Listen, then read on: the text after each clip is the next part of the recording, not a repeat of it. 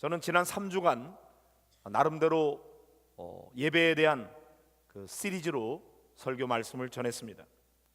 하지만 시간은 거꾸로 제가 말씀을 전하고 있습니다. 시간적으로 보면은 예배 드리기 전에는 어떻게 해야 되는가? 예배를 드릴 때는 어떻게 해야 되는가? 예배를 드린 이후에는 어떻게 살아야 되는가? 이렇게 해야 맞는데 저는 완전히 반대로 했어요. 잘 기억을 떠올려 보시기 바랍니다. 지지난주에 제가 설교한 제목이 뭐였죠? 우리가 서로 변론하자. 그런 이사야서의 말씀을 가지고 이스라엘 백성들이 하나님 앞에 예배는 잘 드렸으면서도 예배 드린 후에 전혀 예배자답게 살지 않는 것에 대해서 하나님께서 책망하시는 말씀을 전했습니다. 성회와 함께 악을 행하는 것을 내가 견디지 못하겠노라. 하나님께서 이렇게 탄식하시는 말씀을 통해서 혹시나 우리가 그러고 있지는 않은지, 우리가 예배는 나름대로 잘 드리는 것 같은데 예배 드리고 난 다음에 예배자답게 살아가고 있는지, 혹시나 갑질하고 있는 것은 아닌지, 그런 것에 대해서 우리가 회개하고 우리 자신의 삶에 대해서 돌아보는 말씀을 드렸습니다. 지난주에는 전무후무한 유월절이라는 제목으로 말씀을 드리면서 요시야 왕이 율법책을 발견하게 되었을 때 그가 그 말씀대로 살지 못한 것에 대해서 옷을 찢고 통에 자복하며 회개한 이후에 오직 이 율법의 말씀을 철저하게 지키기로 마음에 작정하고, 특별히 거기에 핵심이 되는 유월절을 철저하게 지키기로 작정했죠. 그래서 그가 정성을 다해서 예물을 하나님 앞에 많이 드릴 뿐만 아니라 온 나라 백성들과 함께 마음을 모아 온전한 유월절을 지켜서 그 요시야 이전에도 그렇게 유월절을 지킨 때가 없었고 그 이후에도 그렇게 지킨 적이 없었다, 이런 평을 듣게 되었던 말씀을 드렸습니다. 그래서 우리가 하나님 앞에 예배 드릴 때에도 우리가 마음을 다하고 뜻을 다하고 정성을 다해서 최선을 다해 하나님을 높이고 경배하는 그런 예배를 드려야 될 것을 말씀을 드렸습니다. 오늘은 예배 드리기 전에 우리가 어떻게 해야 되는가, 그런 말씀을 드리려고 합니다. 이 말씀은 여러분이 아시는 대로 예수님께서 직접 산상수훈의 말씀으로 허락해 주신 아주 보배로운 말씀 가운데 들어있는 것이죠. 자, 오늘 마태복음 5장 21절 22절을 같이 읽어보도록 하겠습니다. 옛사람에게 말한 바 살인하지 말라, 누구든지 살인하면 심판을 받게 되리라 하였다는 것을 너희가 들었으나 나는 너희에게 이르노니 형제에게 노하는 자마다 심판을 받게 되고 형제를 대하여 나가라 하는 자는 공회에 잡혀가게 되고 미련한 놈이라 하는 자는 지옥불에 들어가게 되리라. 자, 이게 율법에 금지 명령이 많이 있는데요, 그 중에서 가장 엄격한 금지 명령으로 주신 명령이 바로 살인하지 말라 하는 말씀입니다. 왜냐하면 모든 생명의 주인은 하나님이시기 때문이죠. 그러므로 하나님 외에 어느 누구도 생명에 대해서 함부로 할 수 없습니다. 다른 사람의 생명은 말할 것도 없고 내 자신의 생명도 내 마음대로 할 수 없어요. 또 내 몸에서 태어난 나의 자식이라고 할지라도 그건 내 것이 아니기 때문에 내 마음대로 할 수가 없는 것입니다. 오직 하나님만이 생명의 주인이세요. 하나님만이 다스리는 겁니다.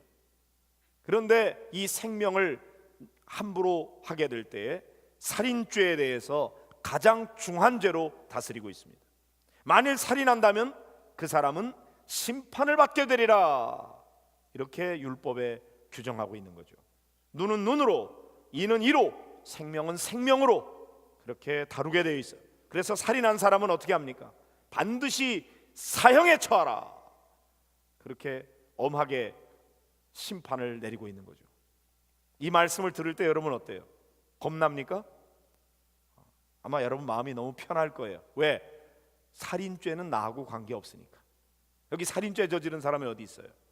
그러니까 이렇게 살인한 사람은 심판을 받게 되리라, 이런 말씀을 들어도 아주 마음이 편안해요.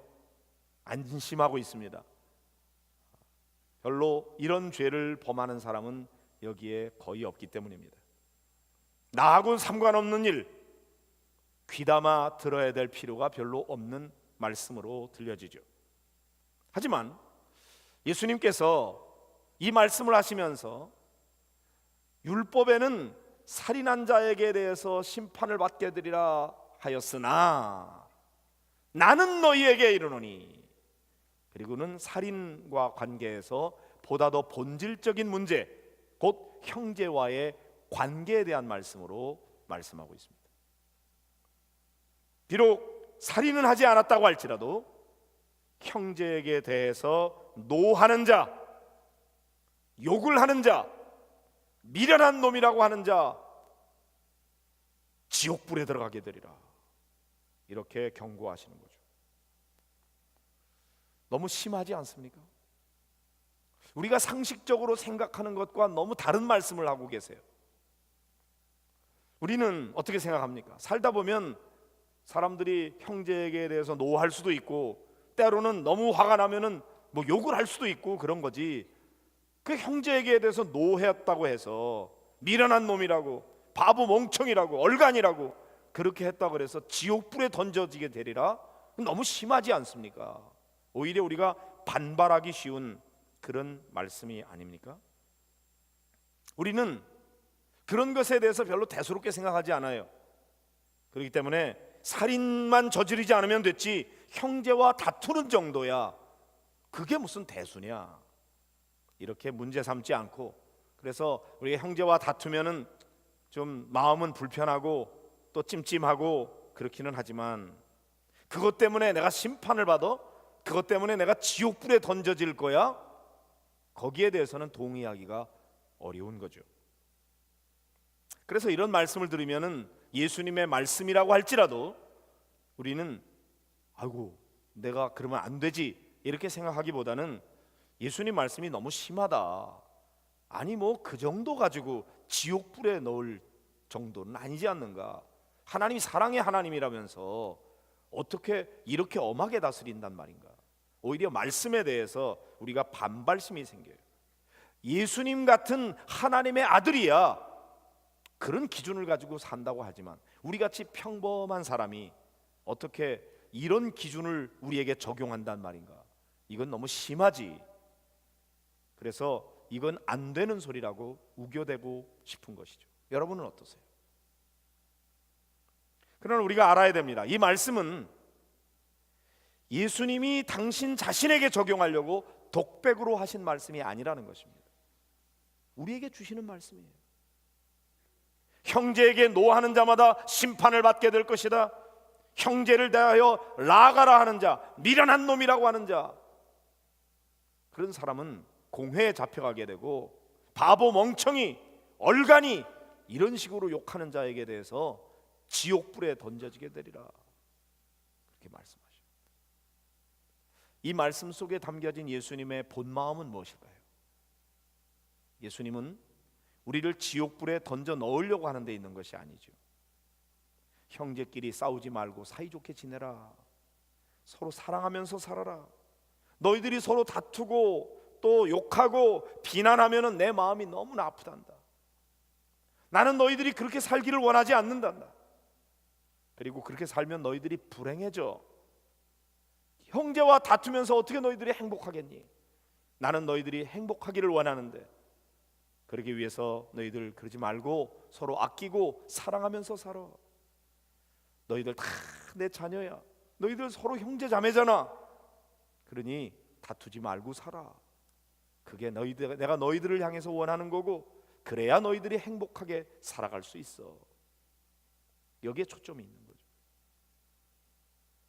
사랑하는 성도 여러분, 형제와 자매와 보다 더 사랑의 관계를 맺으면서 살아가게 되시기를 바랍니다. 그래야 행복합니다. 이 관계가 깨지면 여러분이 불행해져요. 아무리 돈을 많이 벌고 지위가 높아지고 또 사람들 앞에 명예가 높아진다고 할지라도 정작 내 가까운 가족들과 형제와 자매, 부부와의 관계 속에 사랑이 깨져버리면 불행해지는 거예요. 예수님은 우리가 다 행복해지기를 원하시고, 그 비결이 어디에 있느냐? 형제와의 좋은 관계를 맺는 것이다. 이렇게 가르쳐주고 계신 것이죠. 그러므로 우리는 살인하지 않는 것만으로 내 할 도리 다 했다고 생각하고 만족하는 것이 아니라 보다 더 적극적인 의미에서 우리가 형제를 사랑하고 그 사람과 좋은 관계를 맺으면서 살아가야 됩니다. 근데 사실 살인이라고 하는 것은요, 어디서부터 출발하느냐? 미워하는 마음에서부터 이미 출발한 거예요. 살인이라고 하는 행동을 저지르지는 않았다고 할지라도 이미 미워하는 마음을 가졌을 때 살인은 시작됐어요. 그 마음이 커지고 그것을 행동으로 옮기게 될 때 살인죄를 저지르게 되는 거예요. 그러니까 예수님께서는 살인이라고 하는 행동의 결과를 문제 삼는 것이 아니라 그 마음의 동기부터 문제가 된다고 말씀하고 있는 거죠. 네가 미워하는 마음을 다스리지 않는 한 살인이라는 것을 해결할 수 없고, 혹시 살인죄는 저지르지 않았을지 몰라도 미워하는 마음을 가진 자는 행복할 수 없다. 하나님이 우리를 향해 원하시는 거, 그거는 살인만 안 하면 안심하는 게 아니에요. 미워하지 말고 사랑하면서 살아라. 이것을 우리에게 말씀해 주고 있는 것이죠. 자, 23절 24절을 같이 보실까요? 그러므로 예물을 제단에 드리려다가 거기서 내 형제에게 원망 들을 만한 일이 있는 것이 생각나거든 예물을 제단 앞에 두고 먼저 가서 형제와 화목하고 그 후에 와서 예물을 드리라. 자, 여기 그러므로 이렇게 시작합니다. 앞에 있는 말씀과 받아서 너희들이 서로 하나님 앞에 이제 예배 드리러 나아갈 때에 어떻게 해야 되느냐? 형제와 좋은 관계를 맺으면서 예배를 드려야 되는데, 혹시나 그렇지 않고 예물을 드리러 가다가 형제와 원망 들을 만한 일이 생각이 났어요. 그러면 그냥 예물 드리지 말고 예물은 거기에다 제단 앞에 두고 그리고 먼저 가서 내 형제와 화목하고 그 다음에 와서 예물을 드려라. 왜요? 그래야 하나님이 그 예물을 받으시기 때문이죠. 우리가 형제와 화목하지도 않은 채 예물만 드리면, 예물만 많이 드리면 하나님께서 기뻐하시는 그런 분이 아니라는 거예요. 우리가 형제와 불화한 상태에 있으면서 예물을 드리는 거, 그런 예배 하나님이 받지 않으신다는 거죠. 하나님이 정말로 원하시는 예배는 비록 그 예물이 상대적으로 보잘것없을지라도 하나님 앞에서 서로 사랑하면서 하나님이 기뻐하는 삶을 살면서 그 사람이 드리는 예배를 하나님이 기쁘게 받으신다는 것입니다. 예물 자체가 중요한 것이 아니고 하나님께서 우리에게 더 중요시하고 우선시하는 것은 형제와의 사랑의 관계인 것입니다. 부부간의 사랑의 관계인 거예요. 여러분, 하나님 앞에 예배 드리기 전에 부부싸움을 했다면은 하나님 앞에 예배 드리기 전에 화해하는 일을 먼저 하라. 화해하는 일을 예배 뒤로 미루지 말아라. 교회 올 때까지 차 안에서 서로 다투고 싸우다가 교회 딱 도착했어요. 다른 사람들 보는 앞에서는 굉장히 인꼬 부부처럼 팔짱을 끼고 굉장히 막 이렇게 행복하게 사는 것 같이 쇼를 부릴지 모르지만 일단 예배부터 두고 봐. 예배 끝난 다음에 보자고. 가만 안 둬. 각오하고 있어. 그렇게 와서 예배를 드린다면은 여러분, 하나님이 그런 예배를 받으실까요? 그렇게 예배를 드리면서 그 사람이 은혜를 받을 수 있겠습니까? 그리고 예배 끝나고 난 다음에 딱 하면서 아까 어디까지 했지?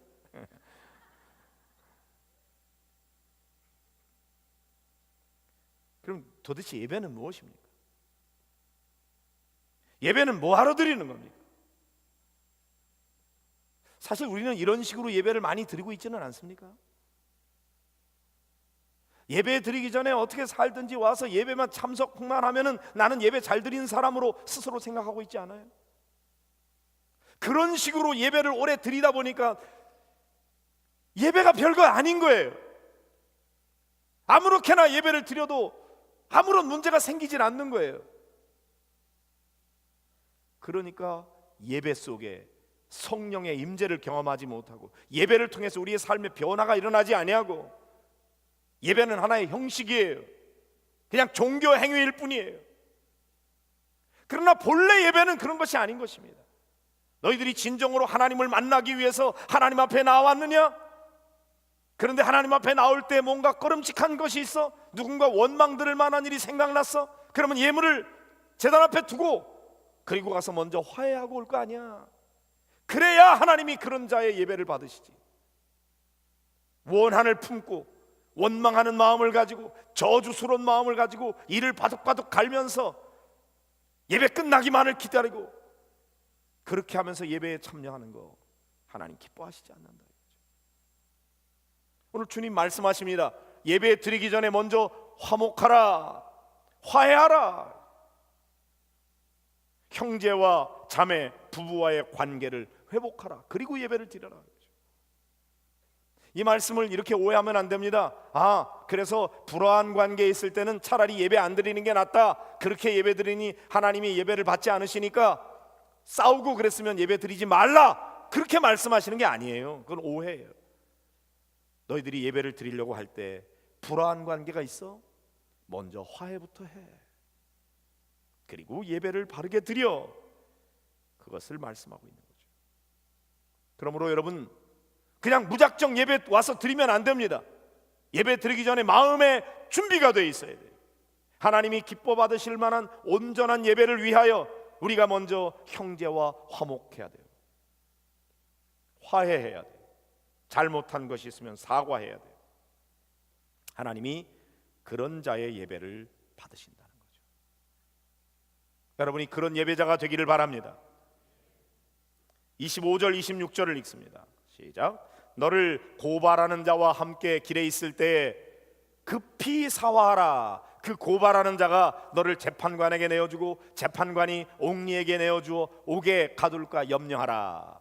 진실로 내게 이르노니 내가 한 푼이라도 남김이 없이 다 갚기 전에는 결코 거기서 나오지 못하리라.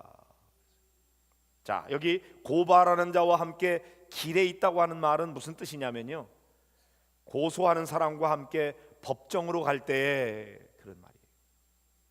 고소하기 위해서 법정으로 가고 있어요. 그때 어떻게 해야 됩니까? 고소하든지 말든지 그냥 자존심만 내세우고 그리고 고집을 피우지 말고 급히 사화하라. 사과하고 화해하고 관계를 빨리 풀어라. 그렇지 않으면 그 사람이 나를 재판관에게 내어주게 될 것이고 재판관은 나를 옥에 가두게 될 것이다. 그때 후회해봤자 소용이 없어요. 그렇게 된다면 한 푼이라도 남김없이 내가 다 갚아야만 거기에서 나올 수 있어요. 재판을 받고 옥에 갇히기 전에 먼저 화해하는 일이 가장 아름다운 일이죠. 아니, 그것이 지혜로운 일이지요. 그렇지 않으면 결국 내가 치러야 될 대가를 다 치러야 되는데 얼마나 미련하고 어리석은 일입니까? 그러나 이 모든 대가를 치르지 않고도 문제를 해결할 수 있는 길이 있어요. 그건 뭐예요? 급하게 사화하는 일이죠. 근데 왜 그렇게 못할까요? 왜 안 합니까? 자존심 때문이죠. 네가 먼저 나한테 잘못했다고 하면은 내가 용서할 마음이 있어. 그러나 네가 잘못했다고 용서를 빌지 않아? 나도 너 용서 못해. 그래서 자기 마음에 지옥이 있는 거예요. 그러면서도 괴로워하고 있는 거예요. 특별히 부부간에 그렇습니다. 빨리 화해하고 싶은데 근데 네가 먼저 잘못했다고 그래. 그럼 내가 용서할게. 못 이기는 척하고. 그런데 내가 먼저는 하기 싫어. 그래서 이틀도 가고 일주일도 가고 한 달도 가고 점점 심해지다가 나중에는 갈라서 버리는 경우가 생겨요. 아무것도 아닌 일이었어요. 그런데 이것이 쌓이면서 큰 문제를 야기시키는 경우가 얼마나 많이 있습니까? 내가 먼저 잘못했다고 하기가 죽기보다 싫어요. 자존심 때문이죠. 그러나 먼저 사과하는 사람이 용감한 사람이에요. 그 사람이 용기 있는 사람이에요. 사과를 먼저 할 줄 아는 사람이 배포가 큰 사람이고 대장부예요. 책 제목 중에 이런 책이 있더라고요. 한마디 사과가 100마디의 설득을 이긴다 그랬어요. 진정성 있는 한마디의 사과는요 100마디의 설득보다 더 강력한 영향력을 가지는 거예요. 진실한 마음으로 사과하면 아무리 유창한 말로 설득하는 것보다 더 영향력이 있는 거죠. 누구든지 잘못할 수 있어요. 그러나 잘못을 하고 난 다음에 잘못을 깨닫지 못하고 잘못했다고 사과할 줄 모르고, 이것이 옹졸함이고 비겁한 거예요. 먼저 사과하는 사람이 약한 사람이 아니에요. 강한 사람이 먼저 사과하는 거예요. 용기 있는 사람이. 뒤로 미루지 말고 급히 사과하라. 사과는 빨리 할수록 쉽고 효과가 있는 것입니다. 사과를 뒤로 미루어서 시기를 놓치면 효력을 발휘하지 못할 수도 있어요. 사과를 뒤로 미루는 사람처럼 미련한 사람이 없어요. 그러므로 예수님은 기회가 주어졌을 때 급히 사과하라 이렇게 말씀하고 있는 거예요. 지금 이 말씀 들으면서 아직도 갈등이 생기는 분들이 있죠. 어떻게 해야 되는지는 알겠는데 그렇게 하고 싶지 않죠. 예배 끝나고 난 다음에 바로 사과하시길 바랍니다. 여러분이 먼저 사과하세요. 그러면 이기는 거예요. 하나님께서 우리에게 원하시는 바가 뭔가? 예배가 참 귀한 건데요.